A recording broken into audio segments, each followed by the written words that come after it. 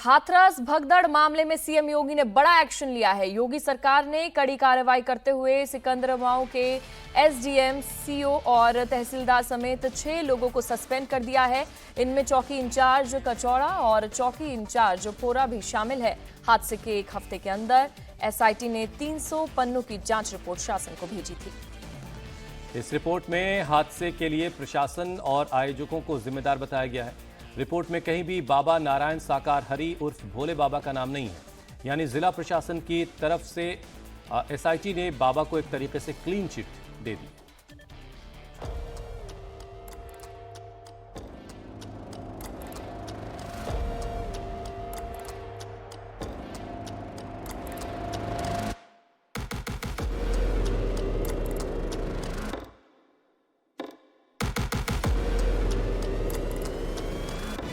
हाथरस भगदड़ की रिपोर्ट आई, योगी ने किसकी क्लास लगाई? एसआईटी की रिपोर्ट खुली, किसका हो गया पैकअप? तो रिपोर्ट 123 मौत का जिम्मेदार कौन? किसे मिली क्लीन चिट, किस पर गिरी गाज? हाथरस भगदड़ की एसआईटी रिपोर्ट सामने आ गई है। 900 पन्नों की इस रिपोर्ट में पुलिस और प्रशासन की ऐसी पोल खुली जिस पर अभी तक हाथरस प्रशासन कुंडली मार कर बैठा था। आला अफसर अपने अधिकारियों को बचाने में लगे थे, लेकिन जैसे ही एसआईटी की रिपोर्ट सीएम योगी के सामने खुली तो मुख्यमंत्री योगी आदित्यनाथ ने एक्शन लेने में 1 सेकंड की भी देर नहीं लगाई और तुरंत 6 अफसरों को सस्पेंड कर दिया गया। जिन अफसरों पर गाज गिरी है वो हैं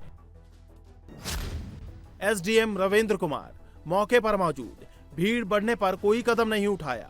तहसीलदार सुशील कुमार, कार्यक्रम को लेकर बिल्कुल भी अलर्ट नहीं थे।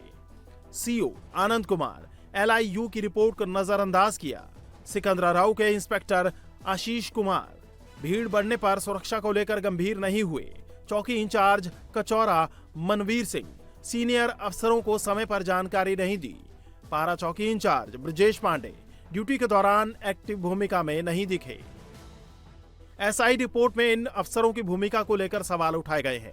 वहीं हादसे के लिए सत्संग के आयोजकों को भी जिम्मेदार ठहराया गया है। हालांकि रिपोर्ट में कहा गया है कि हादसे में साजिश से इनकार नहीं किया जा सकता, क्योंकि हमारे ही लोगों की मौत हुई, हम ही पर आरोप है। ये सब पता चलना चाहिए कि कौन इस आपराधिक षड्यंत्र के पीछे था। ऐसा तो हो नहीं सकता जो बुलाए और वही ऐसा कर दे।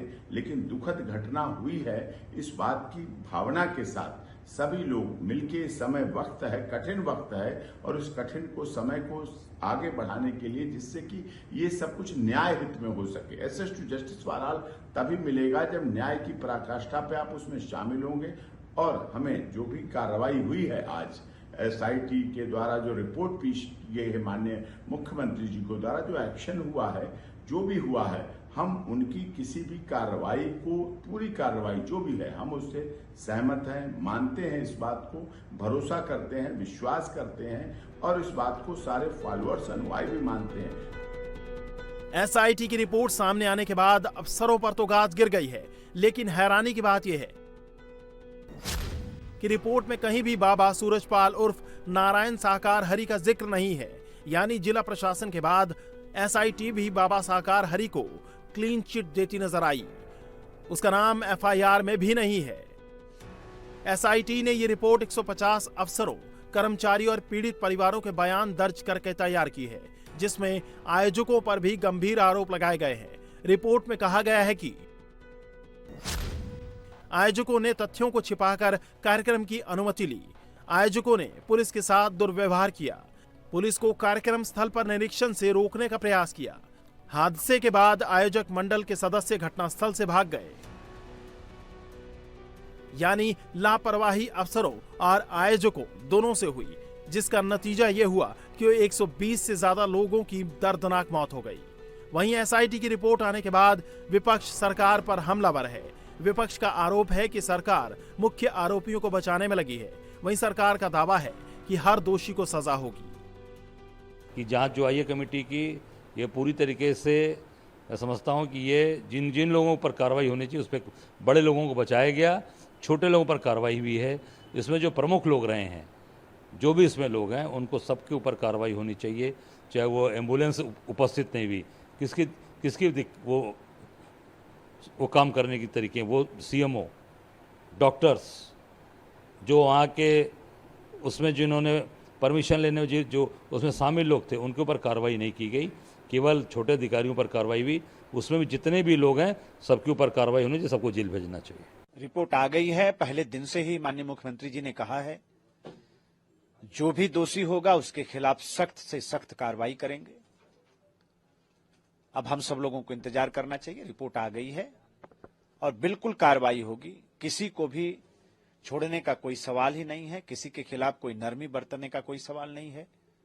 बड़ी घटना है, सब लोग मर्माहत हैं और ऐसी घटनाओं की प्रदेश में, देश में कहीं पुनरावृत्ति न हो सके, इस तरफ भी सरकार बहुत गंभीरता से विचार कर रही है। आगे आने वाले दिनों में इस तरह के आयोजनों पर भी पाबंदी लगाने पर सरकार विचार कर सके। हाथरस हादसे में यूपी सरकार 3 अलग अलग जांच करा रही है। 2 जांच रिपोर्ट सामने आ चुकी हैं और एक भी रिपोर्ट में बाबा सूरजपाल का कोई जिक्र नहीं है। अब न्यायिक आयोग की रिपोर्ट आनी बाकी है, जिन्होंने हाथरस का दौरा करने के बाद डीएम और एसपी से 81 पॉइंट पर रिपोर्ट तलब की है।